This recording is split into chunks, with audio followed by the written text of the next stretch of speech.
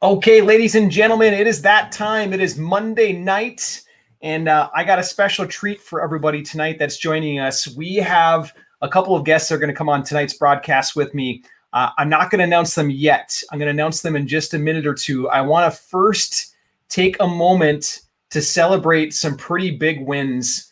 And the first win that I want to celebrate, I actually want to celebrate something that we did internally. The month of November for us, for our real estate business, was the best month that we've had this year. We've helped the most sellers in the month of November. And if you would have came to me back in March when all the craziness was going on with pandemic and all that kind of stuff and said, hey, is it going to be a good month? Is it going to be a bad month by the end of the year? I don't know what I would have told you at that time. I just know this, like, we stayed the course.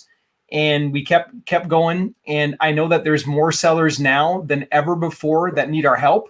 And the month of November proved it out. So it was really, really big for us and big for a lot of our members as well. And I want to share some of those before we bring on our special guests. So I'm going to read my wins, the wins channel, the internal wins channel. Okay. First and foremost, we saw one. I don't know if you guys have seen this one yet or not, but we've got John O'Neill, first deal 2 weeks into the program. Congratulations, man. Congratulations. Love seeing that. Love hearing that. 2 weeks. It's hard to convert that fast unless you're good and you go out and meet with sellers right away. But you did it, man. You pulled it off. You got it going. Okay. So nice job, John O'Neill. And then we've got JP. JP says, what up, everyone? Just wanted to say this program has been a gold mine of info. Been working in the background and listening to calls, watching the modules. He wrote like a whole paragraph. But JP, welcome, man. Glad that you're finding value. Glad that you're seeing some of the results come through for you. Charlotte, you're about 3 weeks into the program. Charlotte's got one deal under contract and she's got two more coming, she says. Nice job, Charlotte. That's awesome to see that. Okay.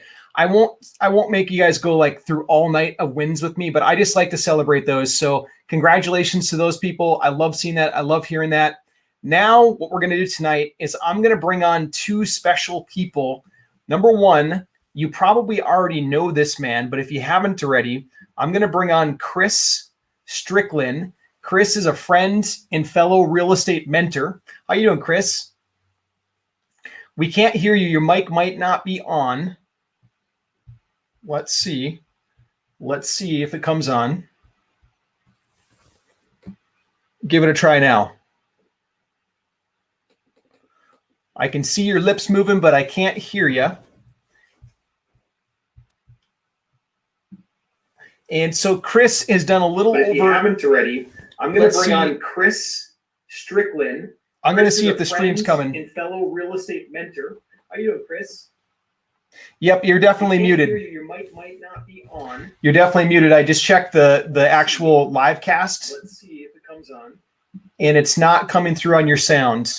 So it might be a setting or something like that. So that's okay. You can keep working on that, and then we'll bring Lucinda on in just a second. But Chris is a fellow mentor on the team, and Chris has done a little over 1,600 deals.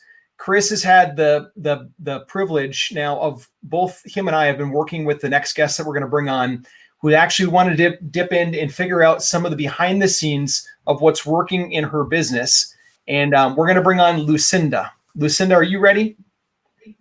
I am. Hello. Hey! You guys, I think we can hear Chris too. We can hear everyone now. How'd that happen? Well, I know on my end, when you hit the right buttons, it works. Oh, is that how the magic goes down? Yep, that's how it works. When you hit the right buttons, things work correctly. Beautiful. Yeah. Beautiful. Okay. Hello. Lucinda, you look lovely tonight. Oh, well, thank you. I didn't get to see you when we spoke on Saturday about your deals, but we just got to talk really quick. Yeah. Okay, I want to dive in and I want to ask some questions, Lucinda, about what you've got going on. And I'm sure Chris will have more questions too as we tear into this. But Lucinda, give us, for everyone that's watching right now, give us a little bit about your background in your journey. Like, you've done some wonderful, heartfelt missions with ministry and with nonprofits. Maybe you can give us some of that context and then lead us into the real estate world, and then we can dive into what's working right now. Okay. Not to give you too much of a background, but for the longest time, I was in media, in radio and in television, and on the marketing side, and in radio, television, advertising, sales.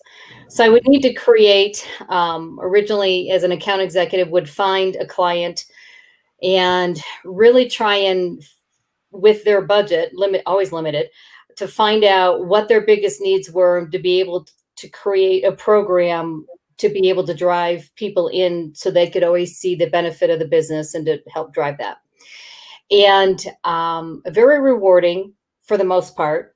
Just like anything, there's frustrations. And when big, business and corporations would come in and acquire another station, I would get tremendously frustrated, because what I really enjoyed was just really helping the business owner themselves the most.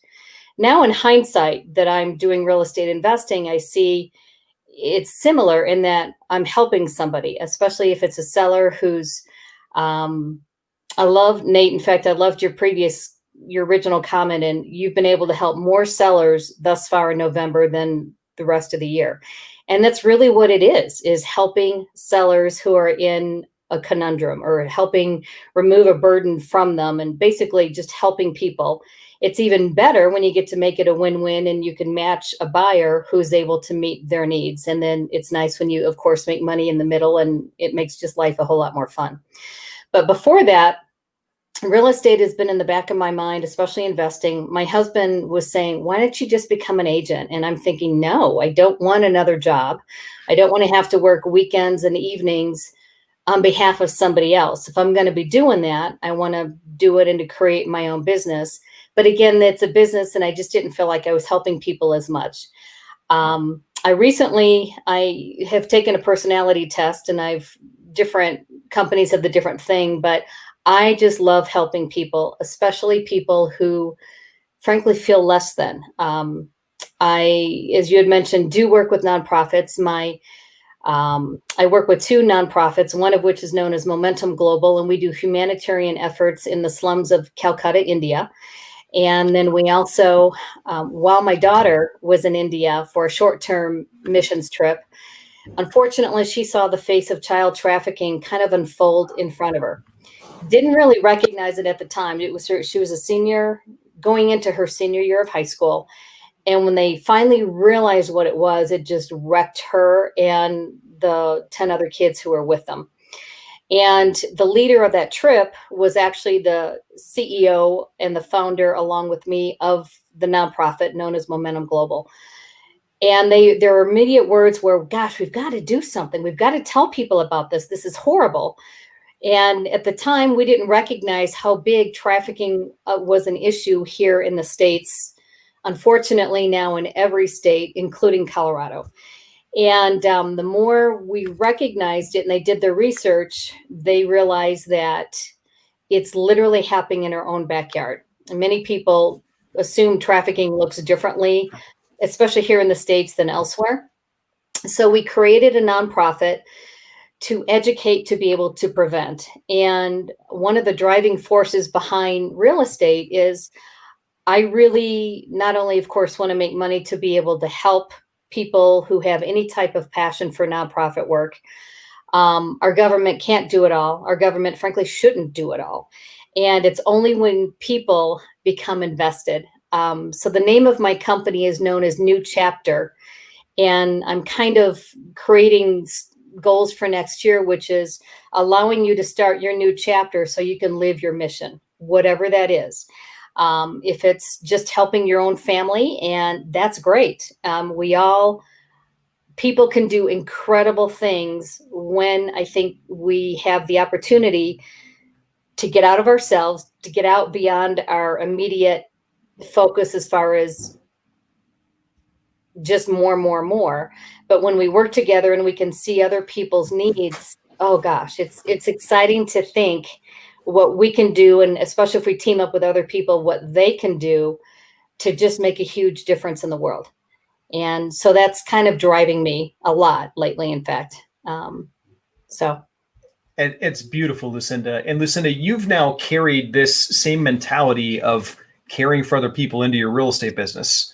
Like at least on the deals that you've described to me, every single time you get on the phone or we're chatting through Messenger and whatnot, like you're always saying like, well, how do I protect the seller? How do I make sure the seller's okay? Mm-hmm. I think you even did one deal for like almost for free as a pass through just to help one of your sellers, didn't you?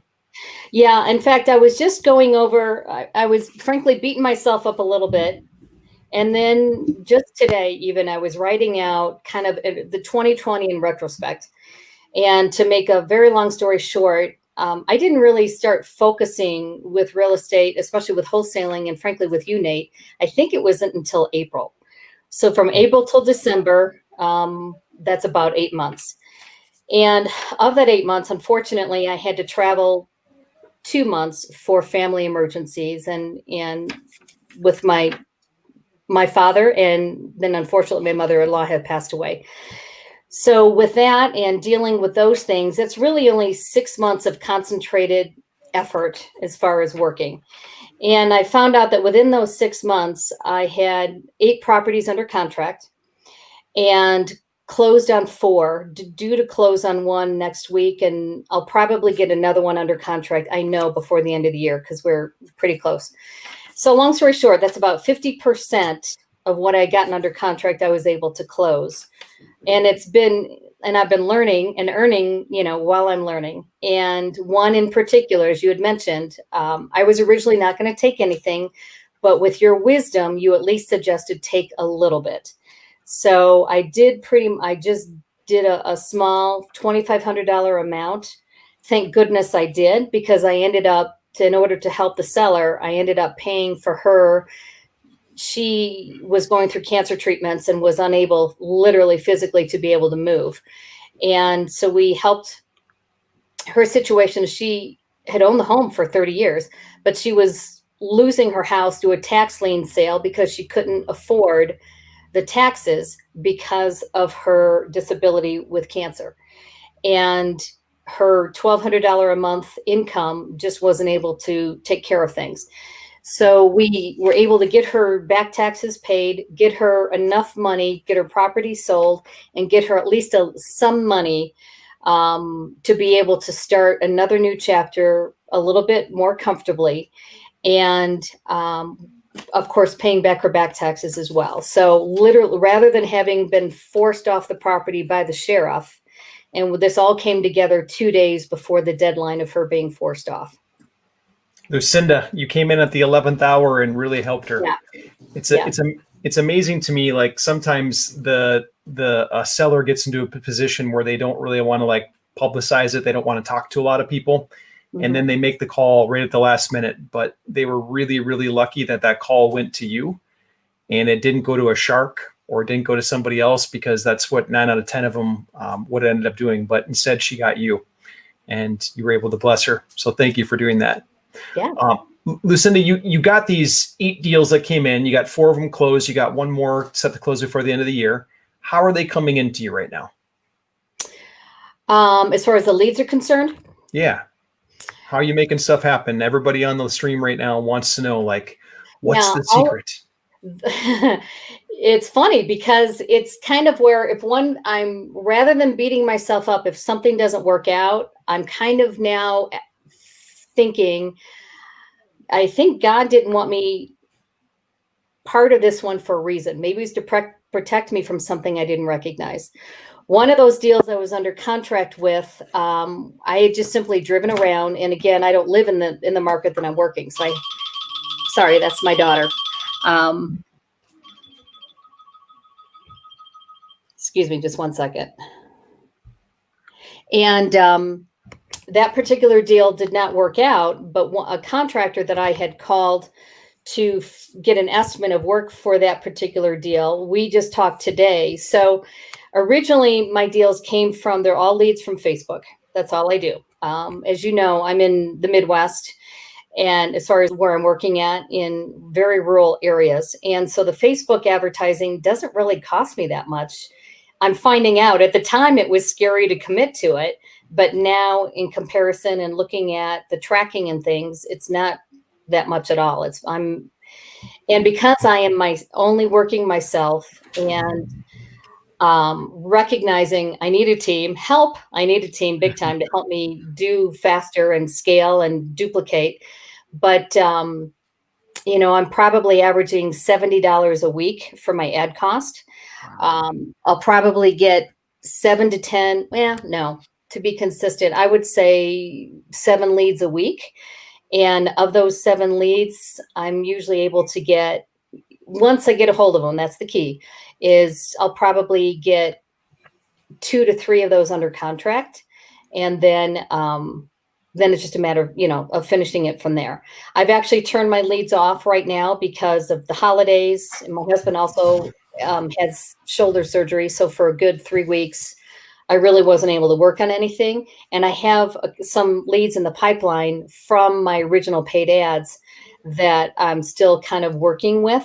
And it's that delicate balance, of course, between keeping things in the pipeline, recognizing not everything is going to close, recognizing not everything is worth putting under contract, but just to be able to work through the leads. And then the network I've been able to create, people are now suggesting, hey, I have a lead, or I'll suggest to my network, hey, I'm happy to pay a good, nice little incentive if you know of somebody who's looking to sell and the typical real estate agent isn't going to meet their needs, because I play in a completely different sandbox, then of course I'll pay for that too. But so far, I haven't really paid for a lead outside of the Facebook advertising.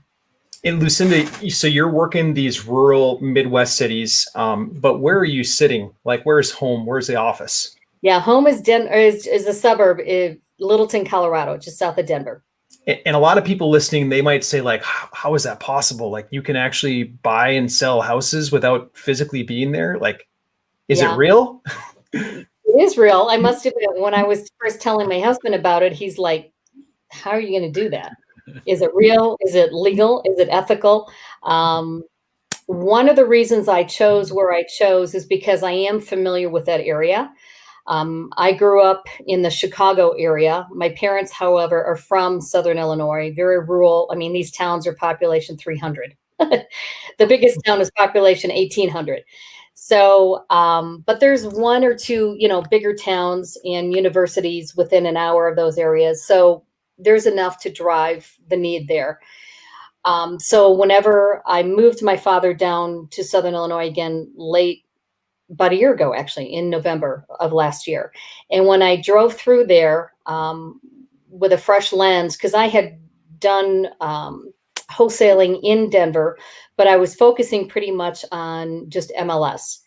And I found out that, shoot, man, at least in Colorado, because as fast as we're growing and as expensive as properties are getting, for every offer I would make with the MLS, there's 20 other competitors. And I would have to make probably about 20 offers, burning out my agent to have one accepted. And then sometimes it would fall apart because then the end buyer would say there's not enough skin or there's not enough margin, and I couldn't get it low enough. So that's when I decided, because of COVID, I'm like, okay, we're going to rethink this. And Nate, with your training and your motivation to have me only focus on, off-market deals, people who really need help. And that's what I love about it the most. I'm not just one in 20 other investors all scrambling for the same little bit of meat on the bone, so to speak. I'm truly helping somebody who has a burdened property, or they've inherited and they don't know what to do. There's a gal who, unfortunately, she's newly widowed. She's only 52. So she's not able to take advantage of any Social Security, and she's only a teacher's aide, and she suddenly can't afford the house that she and her husband had for 15 years. So she's literally looking at either, how do I do this, or declaring bankruptcy, because she's going to be forced. So she's not only lost her husband, she's about to lose her property unless we can somehow do something. So it definitely works in a rural area. To answer your question, because I was familiar with that part of the country a little bit, I knew properties were much lower. Therefore, I guess a little bit of a safety net, maybe, therefore, less worry or less risk if I was going to get into something. But at the same time, because I had this fresh new, almost, I guess, big city education and perspective and know what is possible, these people, a lot of them, they have no clue what I can do or why, or really you can do that. And it's exciting to open up people's eyes and take that burden away from them. Lucinda, this is awesome. You've got somebody asking, because there's this pink elephant with Illinois and wholesale deals. Someone is asking right now, how do you wholesale in Illinois? Don't you have to have a license of some sort? Do you want to comment on that? Did your attorney, what did he say? Unfortunately, it's becoming a challenge. My answer to that is find a way around it. There's a couple of ways that I'm just really looking at, and that's one reason why I was putting my end of year notes together to figure out my game plan for going forward. But Illinois is a difficult state, getting a little bit more difficult all the time. You can wholesale one, which is great, so you can kind of get it under your belt. I have never been on the HUD, and so while I don't recommend this, there's really no way for anybody to track it. But I have talked to a couple of attorneys, and they've all said pretty much you need to work through a broker. So right now I'm building my team, putting some feelers out. I've spoken to a couple of brokers where I've said, I just need you to write the contract. I'm going to bring the buyer. I'm going to bring the seller. You don't have to show it. You don't have to do anything. Literally, just if you can write the contract for me. And we've negotiated kind of a sliding scale. And I'm just going to have to figure those costs into the deal to see if it makes sense. I must admit, I'm also strongly considering if there's property in Illinois that makes sense, we might hold it. But I might wholesale, and I'm starting to create a network close by. And Missouri has a lot of people that just seem to be kind of falling into place, and also Indiana. And the nice thing about Southern Illinois, there's 4 states all within 45 minutes of where my concentration is for Southern Illinois. This is beautiful. So a lot of nuggets have been dropped here. If you guys listening to this are getting some nuggets from Lucinda, can we share some love with her? Give her some hearts. Give her a little yes, thank you, Lucinda, over in the chat. That way there we can keep getting more. Oh, you get a bunch of thank yous already coming. Look at that fast. Lucinda, a couple of big nuggets that you've dropped. Number one, you were in Denver, or you're in Denver, but you decided I'm not going to go against the stream that's pushing in one way. I'm going to go where the current's going with me. I'm going to go to an area that's a lot easier, where I don't have to compete with 20 people, where sellers come to me asking me for my help. Okay. Is that a good assessment so far? Yeah. Okay. Second big thing is that you're focusing on this market that's smaller. So it's not just that it's less competitive, it's smaller, and you don't have any competition. Zero. Well, very few compared to Denver. Correct. Yeah, no competition. And so, go ahead. No, I was going to say the biggest challenge, not sure if it's, because it's Illinois, but as far as the fact that it's remote, I do have one local person for my boots on the ground. That helps, especially in the beginning, because I wanted to have eyes on properties. But now in hindsight, however, I could probably do it without her, without having as much of without quote unquote making her a partner, as long as you have a good relationship with somebody that you know and trust, who either you could hire, or I like to reach out to churches to say, hey, is there somebody that you know is a good hard worker, who's looking for an opportunity, who doesn't mind, even if it's $20, $25 an hour. For Southern Illinois, they're used to $10 and $12 an hour. So I'm a hero to them. And yet, because I'm paying good, I know that they're going to be trustworthy and that they're going to do the job that I need them to do. If it's just, placing signs or putting a lockbox on, and I've just learning some new automated methods that I can even get around that stuff possibly. But it does help at least to know that you have a little bit of an infrastructure in that area, but it's definitely doable. And I don't go and look at every single property. It's only once we get them under contract and we've gotten some good pictures and we make sure, that it does look like it's going to make a lot of sense. Then obviously, then I'll put the effort into making sure that we know more about it. I love the church network, Lucinda. I love that. That's a huge value bomb that everybody just got dropped that you should write down. Definitely.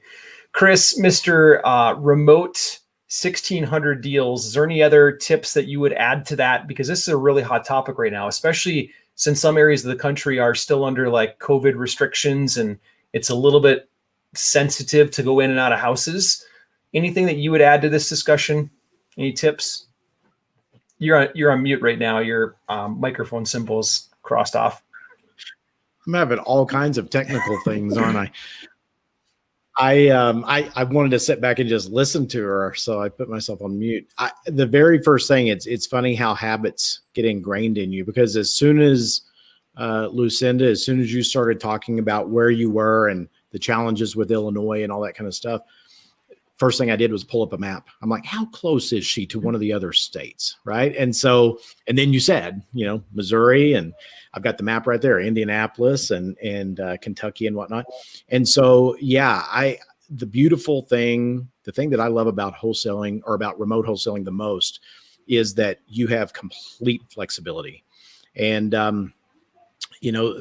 just like Nate said, leaning on organizations like the church and people like that. I mean, where else can you go and find a group of folks that are appreciative, first of all, that you are, offering them an opportunity and everything. Pastors and preachers, they know about people that are in need and that could use a few extra bucks. And so I think that that's a great idea.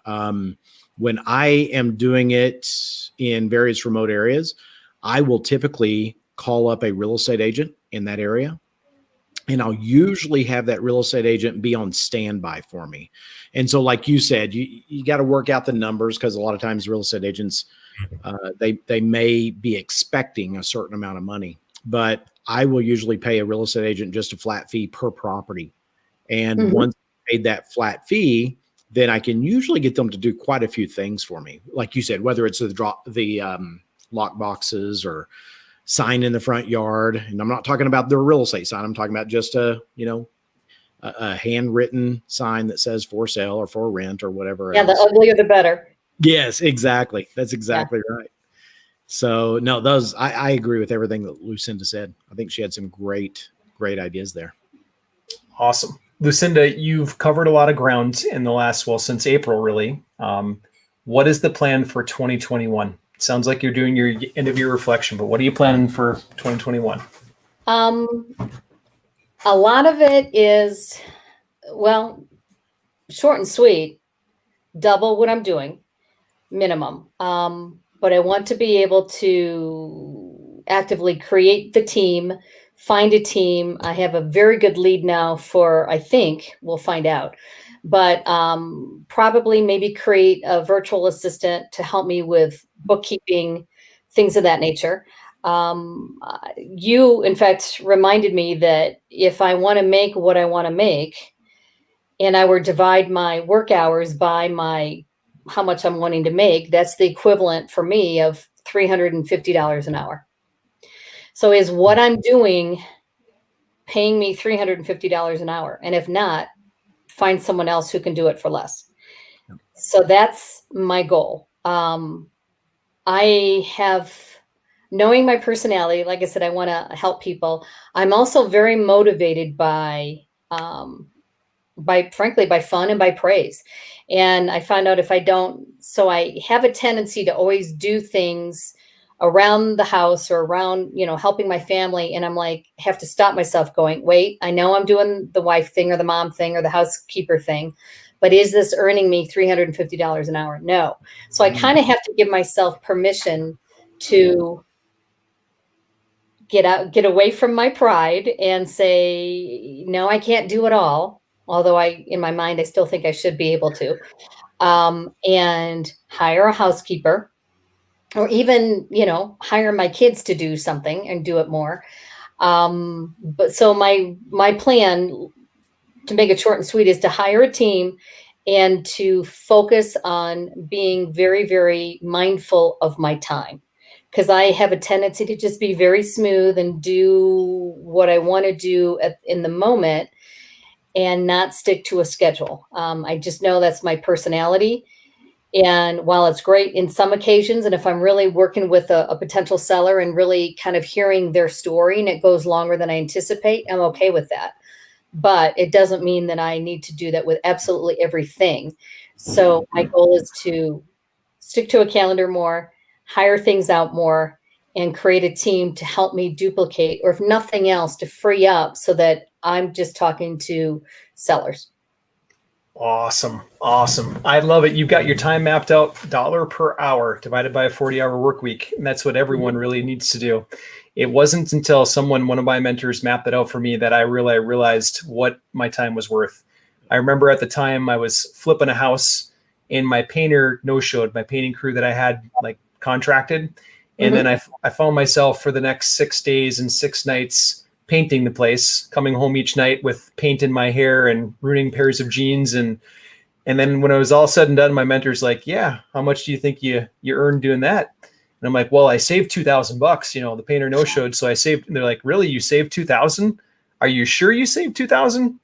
Yeah. And then we did the math. Like when you can do a deal with just your phone and your mind, and you don't have to go put in 4 days of work, like you can put in a couple hours of work, then it just changes your perspective on everything. And frankly speaking, like I love what you're saying about getting your kids involved or getting a housekeeper involved, because not only are you you're leveraging your time, but you're stimulating their economy, their family economy. And that's a good point. Yeah, most definitely. Yeah. So you get to bless more people with it. So this is cool. Way cool. Okay. So what else, any other nuggets that you'd want to drop for everyone, Lucinda? I know you've been on such a journey with this over the last 6-7 months, but any other nuggets you'd want to drop for everyone? Probably the thing that I'm struggling the most with is being on the same page with my husband. And I've always struggled. I kind of feel like I've got one angel and one devil on my shoulder, or not necessarily angel and devil, but just the business mind that says, go, oh, this is incredible. Do it, do it, do it. And then I have to realize, my husband on the other shoulder, who's very conservative, incredibly giving of his time and incredibly just has worked his butt off to provide for us. And so I out of just honor and respect for him, need to make sure that I am keeping him abreast of what's happening and going on. Because quite frankly, he was very hesitant for me to start this, mainly because of fear and fear driven. And we've only heard, we all know of some friends who've had a property and they've rented it out. And unfortunately, it's been damaged. And so I tend to be a glass half full. He's sometimes a glass half empty, but at the same time, his wisdom and his ability to see potential problems down the road has, protected us and our family. So I have to respect that, even though it can be a bit of a killjoy sometimes. And so I need to make sure, that's one reason why I was kind of mapping out the end of the year, is I need to keep him just kind of have a family meeting, frankly, and to let him know a little more of a peek inside of my world, how the business looks like, why I'm doing what I'm doing, and what my goals and how I think we can achieve the goals that I've got for next year. And I want him to be on the team and engaged. If it's not his idea to work with me, that's okay. Because originally, before, someone had asked us, 20 years ago, what made us start in Colorado is he had the opportunity to start his own business with somebody else. And his partner had asked if I would ever work with them. And he didn't even bring it up to me. And I personally took offense to that. And he's like, that's because I don't want it to affect our marriage. And he saw how his partner and his wife at the time, how it definitely affected the relationship. So I have to respect that he wanted to keep our relationship solid. And sometimes, when you bring work home with you and you live with your partner, you can't always get away with that. But at the same time, I want him to be engaged, and I want him to be, at least to know that he's invited to be part of it at any time. That's the one nugget, is because I know I've heard that a similar story where it can be reversed, but one spouse is for it, the other one is against it because they're afraid, or they've tried something numerous times, whether it be, who knows, network marketing or something else. And one spouse is for it and the other one is against it. So it's this constant, well, they never let me do anything. And at the same time, it's important that if you are married or if you have a partner, that you realize you're on the same team, even if it means you're working, 2 different jobs or 2 different industries or whatever else. Just make sure that you're presenting it to them, you're inviting them, their opinion matters, and you have to be able to make those decisions together. And it was a rough, hard thing for him to give me that freedom, so to speak, to focus on this. And it's been many years in the making. And so my only hesitation, or I guess regret, is that I didn't push hard enough. But part of it is because I didn't have the confidence to know that this indeed was doable. And exactly, is it easy? No, the old is it's simple, but it's not easy, But just like any job nowadays, no job is easy. And so, but to just have a kind of a united front together, whether they're a partner in the business or not, at least as long as they understand that you want to do it and why, and that is indeed doable. I think that's important, because without that support, I would always feel like I shouldn't be doing this. I should be doing something else instead, because I know that he's not for this type thing. This is such good wisdom. Folks that are listening to this, I'm seeing comments left and right. What a boss. Thank you.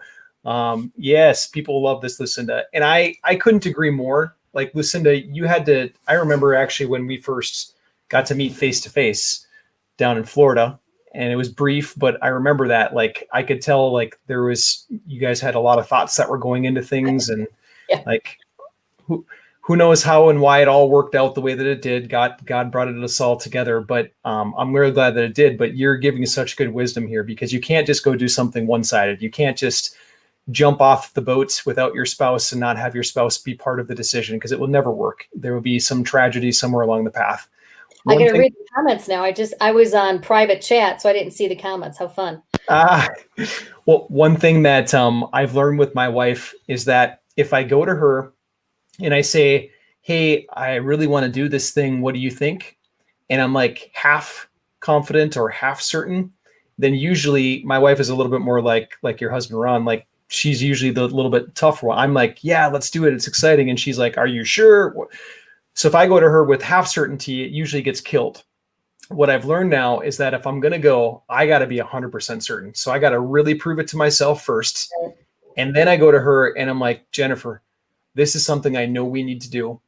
What I'm looking for is your blessing. In my mind, I've already decided that this is right, but I just need your blessing. I wouldn't do anything without you, but I want to get your blessing on this.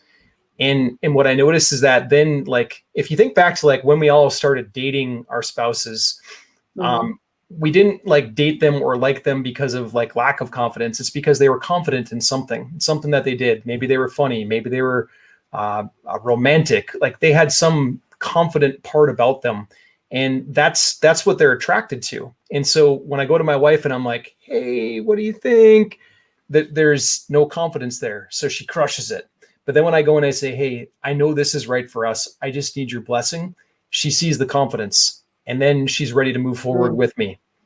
So that's how I do it now. Like, right now we're going down on January 31st, New Year's, to go look at a resort in the mountains. And we've been going back and forth with the seller a little bit. And like, this is really big. This is a big deal. One of the biggest deals that I've ever been part of. But the reason that Jennifer is on board is because I said, This is what I know our family needs. This is the next right move. Mm. And so she's with me. She's supportive. So I love what you're saying about this though, Lucinda. Gotta have spouse on board. Have to. Yeah, definitely. Chris, what else, man? Did we miss anything? Any other nuggets you want to add? You know, the only thing that was going through my mind right there was that sometimes you talk about how we need to have confidence so that our spouse can be confident in us, right? Part of our confidence comes from, I mean, I'm sitting here listening to Lucinda and I'm like, yeah, I need to do that. Or yeah, I need to, we all need boosts from time to time. And so when I listen to someone like Lucinda or someone like you saying, we're going down to look at a resort or whatever, it boosts my confidence so that then when I turn to my family, I can say, I can do this. We can do this because there are other people doing it. And all we have to do is follow the roadmap. All we have to do is do what they do. So I could sit back and listen and to both of you and get so much out of it. But yeah, we just need to follow the roadmap to get that boost and then follow the roadmap. And yep, I love it. Cool. Yeah. I was speaking to somebody today who is looking to do more buy and holding, and she's doing a different market, even though she lives in Colorado. And I started talking about some things, and she's like, well, are there enough properties out there, or are there enough buyers out there? And I'm thinking, gosh, that's just kind of a flashback to 8-10 months ago, the fear that, oh my gosh, there's too much competition out there, or somebody might be doing it in my market. And instead, I now recognize that there's so much need for people who need to sell in a non-traditional way. And when I'm like, oh, my honey, there's tons of opportunity out there. That's just a roadblock in your mind. She's like, oh, okay, good to know that. So that's the one thing I would also probably suggest is that pretty much no matter where you are or where you want to focus on, as long as you start the process, and like you had mentioned, Chris, that you follow the plan. And I had told her, I'm like, gosh, there's this great trainer and he's got scripts and training and everything. And because she had made the comment of, I just don't know how to approach anybody, or I don't know how to talk about different structures and things of that nature. So just want to say thank you, Nate, for laying that roadmap and for giving us the directions, because totally, it's great to be able to learn and earn at the same time. It's a blessing and a privilege on this side. Thank you, Lucinda. Mm-hmm. And I feel even more blessed now that we're getting people like Chris that's come on board now to help people too. Actually, Lucinda, I don't know if you've scheduled this yet or not. If you haven't, then I would take him up on this. But Chris is helping with January 1 plans to map out the year numerically. And he's got a workout plan he started building for one of our D1 athletes that's coming on. And if you're interested in having like numbers mapped out, okay. Chris is an expert, really, really good. All right. Love to talk to you about that. Yeah. And then eventually, Lucinda, I want to take you over on this other side too. You can come on this side and you can start helping mentor some of the people too, because just like you said, there's a lot of sellers out there that need help. There's a lot of people that want to get in. There's a lot of people that are following you here tonight that are listening to your story, and they would love to do what you're doing. So keep that in the back of your head too. We'd love to see you get to that spot too. Okay, I'm going to flip over and I'm going to answer any questions that are in the comments. So if you've got a question that you've been hanging on to, then you got two experts here. We'll say 2.5. You got Lucinda, Chris, and you got half of me. I think it's the other way around. So before I do that, a couple people have asked like, hey, what is this about? Like what program, leads, all that kind of stuff. Is it cool if I give you guys a 40-second version of what this is all about? Like how you can actually work with us if you guys want. Okay, I see some of the comments coming. Okay, cool. So what it is, like the reason that we're here all together is we're in a program called Social Media Blueprint. It's a program where we help real estate investors get online, get leads generated leads that come to you that are looking for help, just like Lucinda has described tonight. And then we mentor you through the process of closing those deals. So we get people that come in with all different levels of experience. Lucinda had been out there in the world, and she had been working on wholesaling. As she mentioned earlier, she was in Denver in a really competitive market. And then she came into our world, and we taught her some different techniques, and she's really taken it to the next level. And now she's doing it remotely all the way across the country. We have people that come in at all different experience levels, and we help them from zero all the way to the level that they want to go. So that's it. If you want to know more about that, though, I don't want to take more time here. I want to make sure we get to the questions. If you want to know more about that, and if you'd like to jump on and talk to us about it on a quick 15-minute call, then what you can do is you can go to socialmediawithnate.com. I'll pop it up on the bottom of the screen right here, and I'll put it in the comments. socialmediawithnate.com, and then you can jump on a 15-minute call with us, and we'll tell you all about it. But let's get to the good stuff. Let's go back to the questions that are starting to come in now. And you got a fan here. You got Mr. Randy Vaughn, Lucinda. Hello there, sir. Yeah. One of the questions, I missed this earlier. We talked about the wholesale one up in Illinois. And you got another question that's talking about, well, what about ads getting shut down, or what do you use on Facebook to prevent your ads from getting shut down? Any feedback you'd share on that? They haven't been shut down. You've never been shut down. So I don't have any feedback, I guess. Maybe it's because I'm new to the ad, especially the Facebook advertising world. If it's any other advertising, I'm an expert at it, but not Facebook. And, but maybe it's because of COVID. I'm not sure. I know for a while there, it looked like my ad, what's the word? The results weren't quite as strong as they had been, a couple of 2 or 3 weeks beforehand. And I think it was suggested internally with your team and with Kate and Marla, because of the spending on Facebook had to kind of put a lot of their bandwidth, so to speak, with the election. So maybe local markets and other advertising wasn't having as much opportunity or as large of an audience. But other than that, I have not been shut down. So Lucinda's doing it the right way is her real answer. Like she's not violating Facebook's ad policies. She's got it. She's got a good template and she's sticking to it. She's not getting crazy, not like making claims. That's the biggest reason why people get shut down on Facebook, is that they don't follow Facebook's ad policy guideline.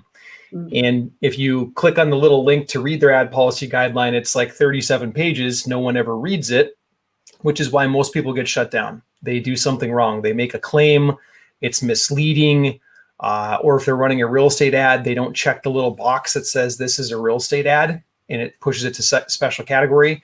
They do something that violates the advertising policies of Facebook, and then they get shut down.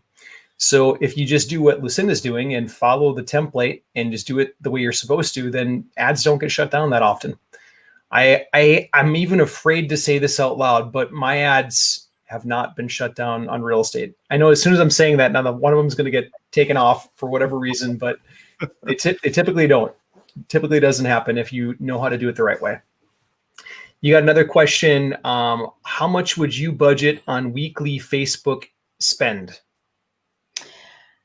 Personally, I think it kind of depends upon how much time you have, and if you're a one-man shop, so to speak, to respond back to those leads. For me, it was a little bit of a learning in watching the pattern, but I literally just put it, a max of $10 a day, because I was afraid to spend the money. And I didn't want to have hundreds and hundreds of dollars every bill for Facebook until I knew, frankly, that it was working. And so, as I kind of alluded to before, I am looking to have somebody help me answer those calls or contact people immediately when it comes in, or at least within, a couple of hours. And if nothing else, to make an appointment so then I can really talk with them and learn what their needs are. At least just doing that. If you have the opportunity to get back to people right away, depending upon your market, I think is also going to depend upon your ad spend. I would bet I would have to probably spend double for Colorado as to what I'm able to spend in Southern Illinois. But right now, when I do it, I'm at $10 a day. So I'm averaging, no more than 70, 75 bucks maybe a week. And with that, just having 5 to 7 leads come in for me to handle with all the other things I was juggling, especially with my family and husband surgery and father moving him out of state. And unfortunately, my mother-in-law passing away in Florida. That's all I could handle. Mm-hmm. You handled that all so well with all of the hurdles that you had, Lucinda. You did well. You're a very strong woman. Next one. Do I have to have a website and a Facebook site, a business Facebook site?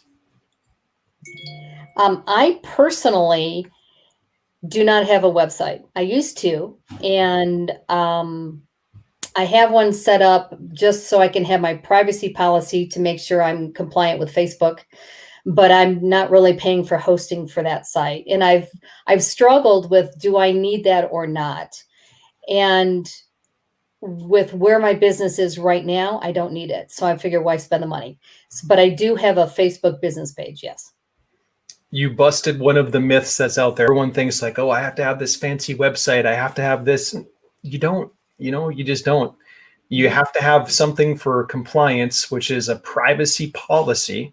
Privacy policy is really simple. It can just be a Word document that's linkable online through a Google Doc, really.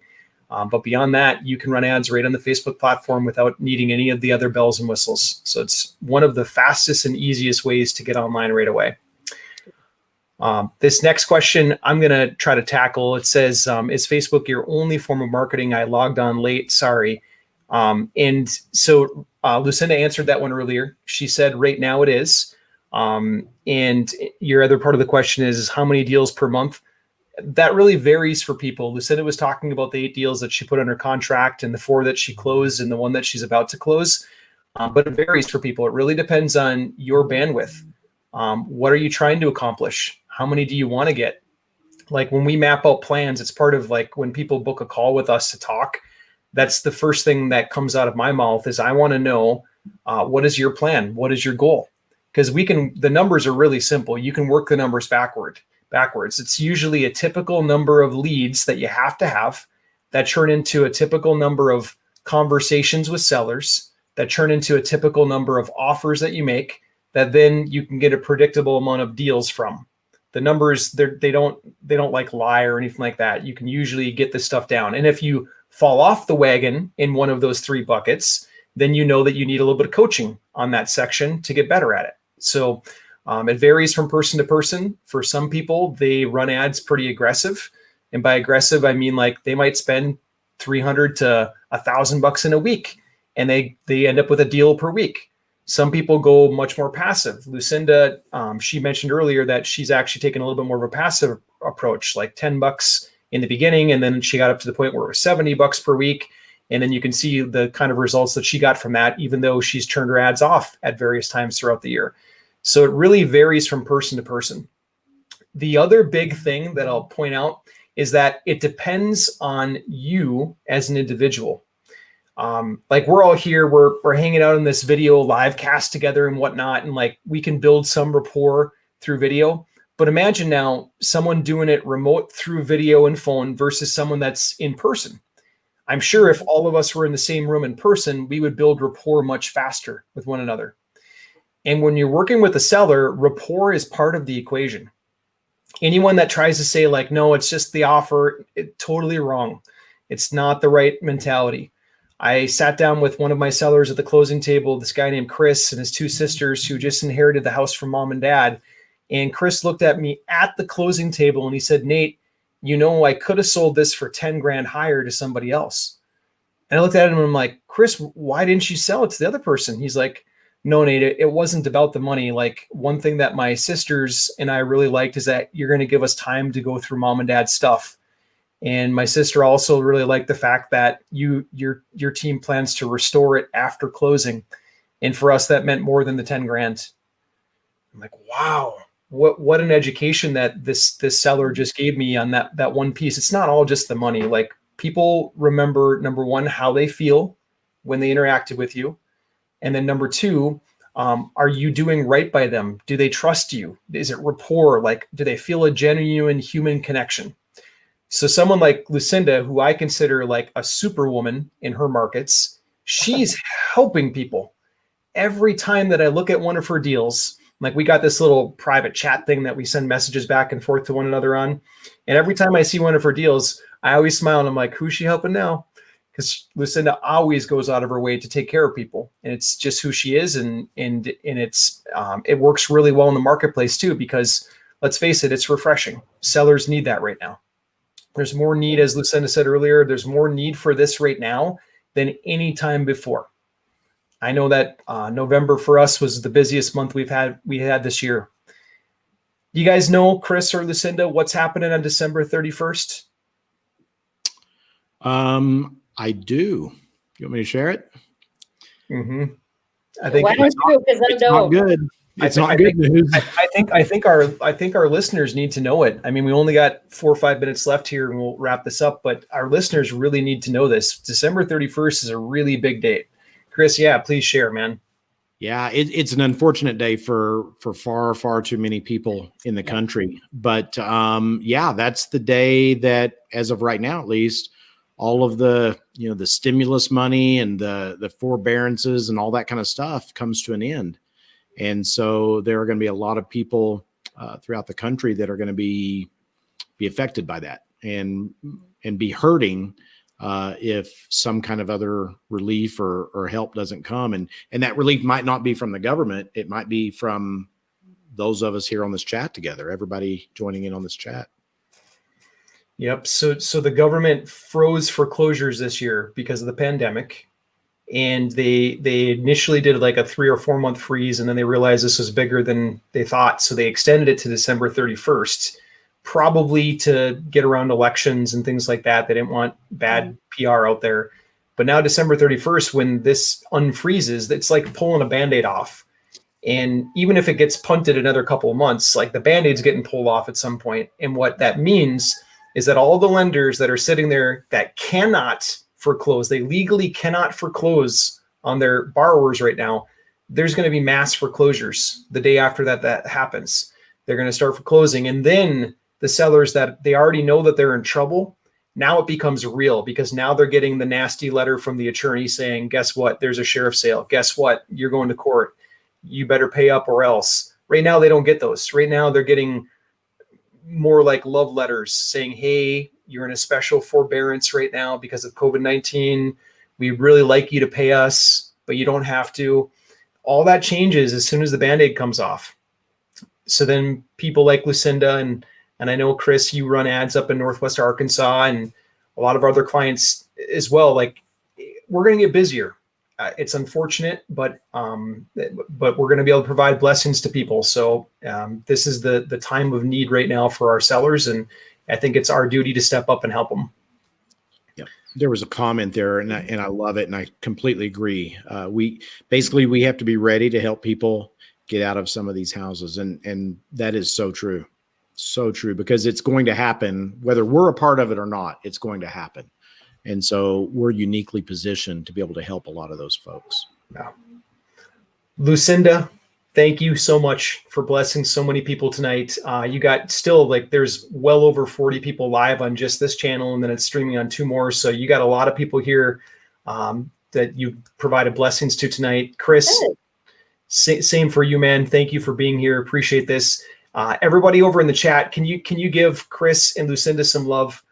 Just let them know if this was valuable to you. Just drop your biggest value bomb over there, or give them a heart, give them a little bit of love, and we would appreciate that. Any final thoughts as we close out? Well, I'll just say, and that way Lucinda can leave us with her wisdom. I'll just say that I have thoroughly enjoyed watching Lucinda, just like you said, Nate, watching her and seeing everything that she's been able to do. But probably more than anything, and she started off her story tonight by talking about this, is just why she is doing that, or why she's doing this business. And it's a lot of times we hear that people get into real estate investing because they want to get rich and they want to be free and they want to become millionaires and all this kind of stuff. And I'm not criticizing any of that, but knowing why Lucinda is here and what she is doing with her business is huge. You know, she's doing this as a passion project. She's doing it to help people that are in real need. And it's been so refreshing and so nice to watch. And I can't thank you enough, Lucinda, for not only for sharing a little bit about your business, but really and truly just for giving us a wonderful example to follow. Thank you. Well, my goodness, thank you. I'm the one who feels like I've been benefiting the most from the pat on the back. So thank you. And as I mentioned before, we all need cheerleaders in our life. And I appreciate you guys for doing that. Yes, you're teachers. Yes, you're mentors, but you're also a cheerleader. And we all need that. I don't care what our backgrounds are. I don't care what our personalities are. Life gives all of us curveballs, and many, sellers, that's why they need to sell most of the time, because they have a curveball and they can't deal with it, or the curveball is needing them to be somewhere else, but the property is a burden. But if you can step into somebody's life, short term, meet their needs, help them leave better than when they originally came to you with your situation, and you've been able to meet their needs and pour into them also, is just wonderful. So if you can help be a cheerleader for any of the sellers, and frankly, the other way around too, the buyers that you're able to connect them with, it's just wonderful. And not only does it bring me joy, but it also, I think, helps pay it forward for others. It spreads a little bit more joy and happiness in the world. And again, my goal is to just help people feel honored and valued, not only through my eyes, but through God's eyes, and to see that a new chapter will help them live their mission, whatever that mission is. So. Love it. Lucinda, thank you so much. If somebody wants to get involved with one of the mission projects that you do, is there a way that I can put them in? If I just link you to this chat, is that cool? Yeah, just go frankly, my email is going to be the best. Okay. Because if you go to the nonprofit websites, it's going to get lost in translation, because I'm not doing communications the way I used to with the website. I'm now doing more operation stuff. So just contact me directly would be best. Okay. Lucinda is it Your New Chapter? No, it's just it's not my name. It's just 3 words: Your New Chapter. Your New Chapter at outlook.com. Outlook.com. Right. And I will say this, Lucinda's not saying this, but I know that she's doing incredible work inside of the charity that she's involved with. So if you're looking for like a spot to tithe or do donations, then definitely hit her up. Yeah, especially, we there's always a need, put it that way. And we want to stop trafficking. And the best way to rescue people is to prevent it from happening. And so we would love for that. And then, of course, the folks in India, as well as here locally and all around the country, need help. So I would be honored. It'd be a true honor for me to share that with anybody. Thank you. That's awesome. All right. Thank you both. We've had you guys for over an hour. I so appreciate this. Thank you, guys. Looking forward to talking again soon. Thank you. Have a good night. Bye-bye. Bye. Thanks, Bye. Chris.